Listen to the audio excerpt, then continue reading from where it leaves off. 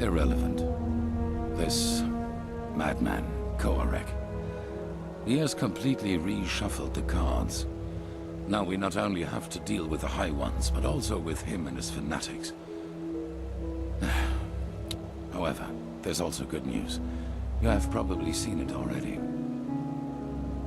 Physically, yes. And we also know how it works now, and how it can put an end to the cycle. It is easier than we thought. The beacon was constructed for one thing, to destroy the High Ones. Once reconstructed, infused with energy and activated, lit, as the Pyreans called it, it can banish the High Ones from this plane of existence.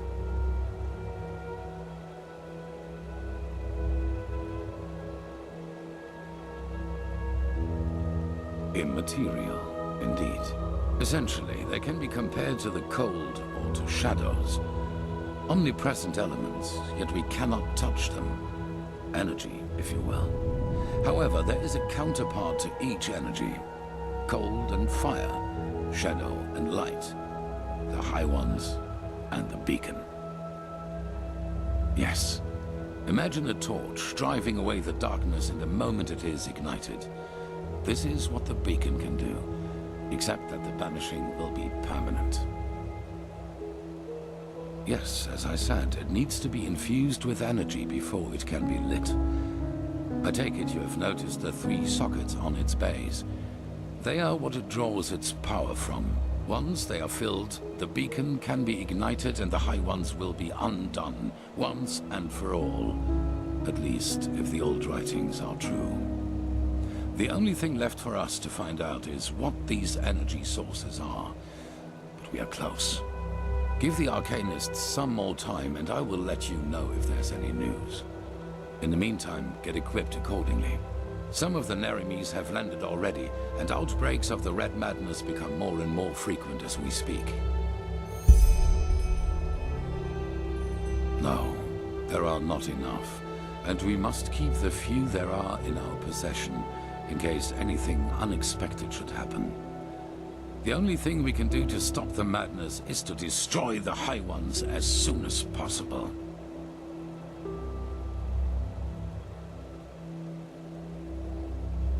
What? Really? That's interesting. Provided this is true, that means that the emissaries aren't just people who fight the cleansing. They are people who fight for it too. And that also means that whoever granted us our powers and our purpose isn't an enemy of the High Ones, but a neutral party.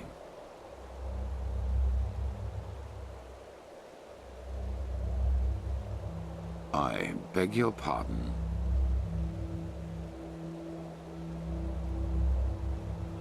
What? And the same goes for me? That's ridiculous. They wanted to deceive you, to sow discord. I saw the threat the cleansing posed before anyone else did. And without me, we would have never come that far. Something changed inside me since I fled from my prison. I feel it. And it is the same thing that made you a part of all this. Now, enough of this. Yes? Well, it's only fair to tell you. You've always been honest to me, so I will do the same. Have you ever heard of the Night of the 1,000 Fires? Between 8,192 and 8,202, there was an underground movement in Kira called the Red Half Moon. They were brought into being by a group of intellectuals and philosophers who, under all the freedom of thought Saldrine granted them, started questioning the reign of the Golden Queen, and thus the Lightborn themselves. Saldrine saw himself as the god of knowledge, and accordingly he reigned his country. In Kira, no opinion is forbidden, which is why it is home to countless magic schools and universities, where people do nothing but discuss the reason for being all day long. An appealing thought if you hear it for the first time, but a cunning people isn't easy to rein. There have been more revolts and riots in Kira than bones in a graveyard, and the Red Half Moon was the worst of them. Correct, just as my son did. But other than him, they fought like cowards. Terror, dust crystals planted in the marketplaces, and assassinations, you name it. If they killed innocents, they blamed the Golden Queen. And if they killed her soldiers, they celebrated themselves as liberators. However, they never succeeded in putting her down, and neither did she in destroying them, which is why the court turned to the Lightborn for help. A division of the Holy Order led by me, a young keeper of barely 30 winters. None to be taken seriously. You know, not everywhere is the Order as present as here on Enderal, or as it once was on Narim. In Kira, we were ridiculed. I saw the Kiranian keepers who served the Golden Queen. A bunch of decadent gluttons who had dedicated themselves to the court's banquets rather than to the will of the gods. They were pathetic. A moon after our arrival, we received an anonymous tip on where one of the half-moon's bases was supposed to be located, in a small coastal village. As we entered it, we were greeted by the township's elders, and the villagers themselves had gathered behind them. You should have seen how they stared at us, as if we were plunderers. I should have seen by then that something was wrong. Yes, but if there was one thing the Red Half-Moon was good at, it was sowing lies. According to them, we were nothing but butchers who executed everyone unable to recite the Revelation word for word. That's what they wanted us to think, and they did a good job at that. A veiled person here, an archer on the rooftops there. I got nervous, because villagers or not, they bested us in numbers, and they had kettled us. Then a man seemed to charge at us, and I gave the order to draw weapons. It was just the spark they needed. No, not a fight. A massacre. The villagers had pitchforks and shepherd staffs, and we had shadow steel swords, let alone the fact that we were trained warriors. I realized that I had made a mistake a split second after it started, but it was too late by then. My men, they slaughtered them all, like pigs. At the end of the day, 300 people were dead, and only 10 of them were keepers. Have you ever been in a big battle? Even if my men would have stopped, the villagers were blinded with rage and panic. No. From the moment I gave the order, it was too late. Well, what better proof of the Lightborn's cruelty is there than a division of keepers who, out of pure wickedness, slaughtered an entire village, women and children included. If the people had already distrusted us before that, that distrust had turned into hatred, then nothing could have changed that, not even the Golden Queen's heralds. We set sail back to Enderal a week later. 2 years after that, the Red Half-Moon destroyed itself due to infighting. Ironic, isn't it? Maybe. The Lightborn and the Grandmaster back at that time showed the compassion I wouldn't grant myself. But I learned one thing, and that is that I will never again let fears about my own life influence my decisions. What happened in Kira was the consequence of my own cowardice, and my unwillingness to give my life for a just cause. That will never happen again. Really, and that also means that whoever grant... Possibly. But we will find out all about that once we've taken care of the High Ones. Now, with the Narimese against us, too, there's only one thing that matters. Resolve. We must not hesitate and allow anything to delay the lighting of the beacon any further.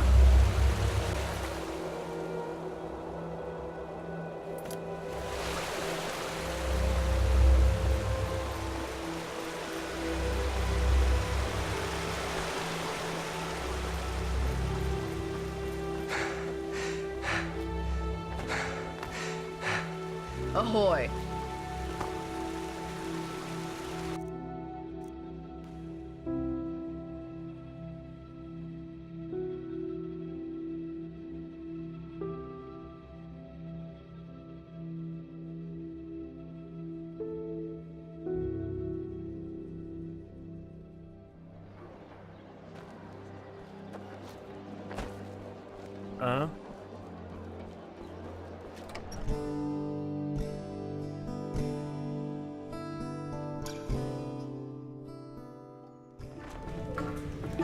no bed, so...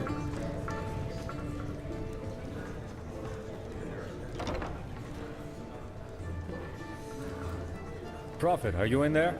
Kirash, what? Why? What have you done? Watch your tongue, Shari. Be glad that the blood is already dry, or else you'd be nothing but a pile of bones by now. Forgive me. I just can't believe it. Anyone but Lashari?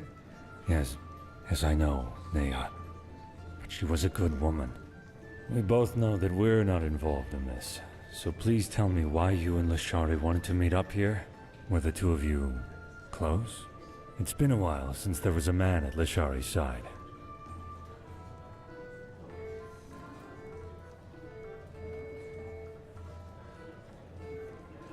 I see. But who has killed her then?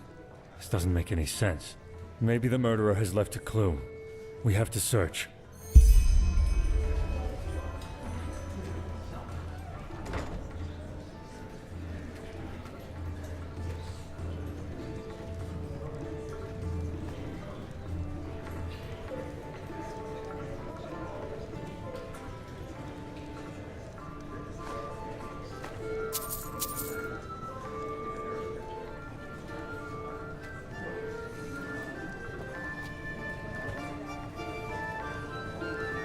What's this? Let me see. Yes! This could be our clue. No, certainly not. But come to think about it, it doesn't really help us either. There are so many dust addicts in Ark, it would take years just to count them. Oh, by the name of the sun, I will inform the Order.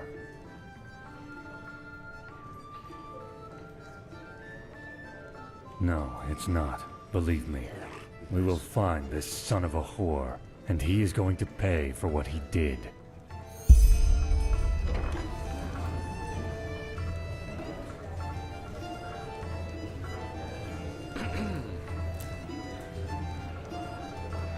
One day.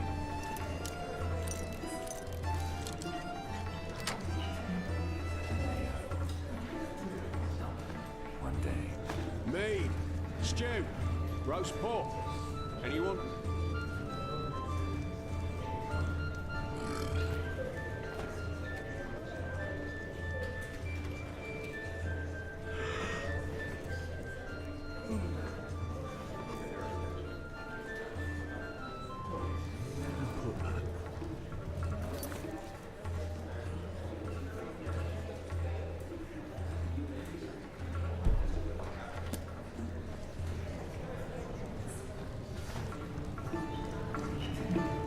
Huh?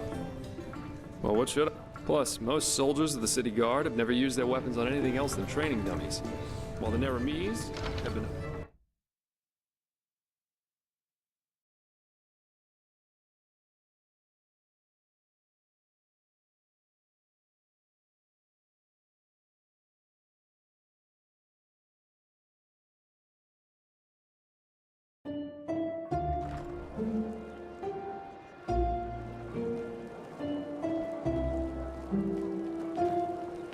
Greetings.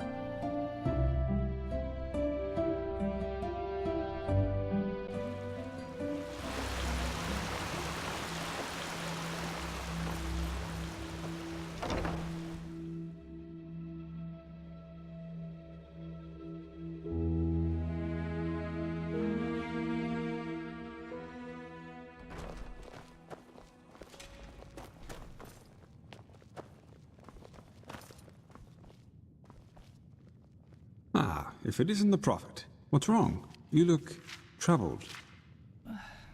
I know. Shah Rim has already told me. I hardly knew her, but it's horrible. Different ideologies or not, she was a fine young mage, and her knowledge of the Pyreans was impressive. We need to find the ones who did this, and fast. But you probably already know that. Thank Malphus we just had a breakthrough with the beacon. At least as far as the sockets go, yes. In the old tablets you found in Old Dothugrad, there's talk of black embers, which are supposed to be some kind of energy supply for the machine. This is what we've been asking ourselves over the past few weeks, and then it fell like pelt from our eyes. The Pyreans were talking about the Black Pearls. Old jewels, sometimes known as Blackstones. They appeared for the first time in the Golden Era, and every self-important noble literally fought to get one in his possession. Apparently they originated from Stormwind, the old city in the heart of Arctwind. They changed owners for decades, sometimes by violence, sometimes by gold. The whole thing only stopped when the owners took note of an undesirable side effect, if you like. Everything has a catch, and sometimes this catch is even upside down. But the stones weren't somehow enchanted, if that's what you're thinking. At least not by any known magical means. Nevertheless, all of their owners eventually shared. According to a survivor of this tragedy, she was to blame for that. He claimed that he saw her the night it happened, laughing hysterically and dancing in the dining room, and she was not previously known to have any magical talent in her. Correct. Plus, all of them eventually showed similar symptoms of delusion, like those possessed by the Red Madness do. A peculiar coincidence, if you ask me. Not quite. Those who owned a pearl tried to get rid of it, or lock it up somewhere safe, and eventually they fell into oblivion. Tell him your theory, Archmagister. Yes, of course. We believe that the stones carry energy, pure, uncontrolled magic, and that the High Ones use them for their own purposes. Correct. The pearls' magic make their owners powerful, but the High Ones befoul them, so to speak. Like a poisoned potion. I know it sounds odd, but the parallels are too striking to ignore. The red shimmer in the victim's eyes, the slow descent into madness, and ultimately this irrational, destructive act of violence.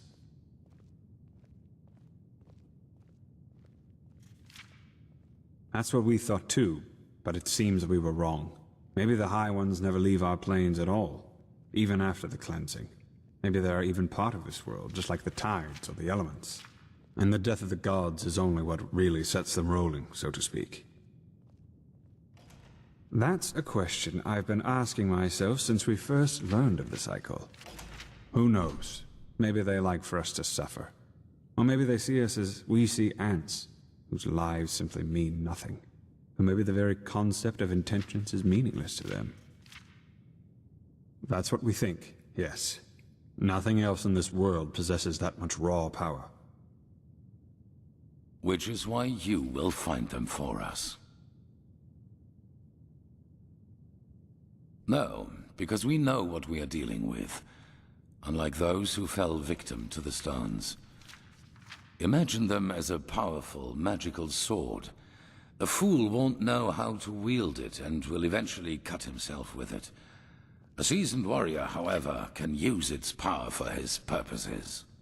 Which doesn't mean, however, that we will be careless with them. What we need is their energy, and once we have transferred that to the beacon, their shells will be useless to the High Ones. Correct. That's right. But we don't need all of them. The beacon has 3 sockets, and that is how many of the stones we will acquire. Archmagister. I studied the history of the pearls as a young arcanist, and I think that my notes might give you some hints as to where you should start looking. Give me until tomorrow. By then I will have prepared the relevant excerpts. Just come to me whenever you have questions. And hurry. I take it you have already noticed this, but Nerimi's troops are roaming our land and building outposts, and the Red Madness is also getting worse as we speak.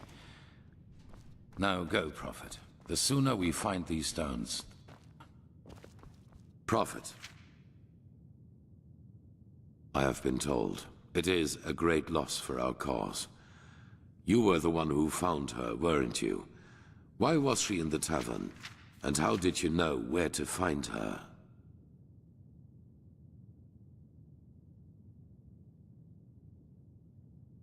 And she did not say anything else?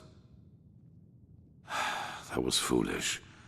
Here in the temple, the murderer would not have had such an easy time. And whatever it was she found out, she took it to the grave with her. Now we are back at the beginning. I will ensure that she gets a proper funeral. Commander Aaron will take care of the investigation. Yes?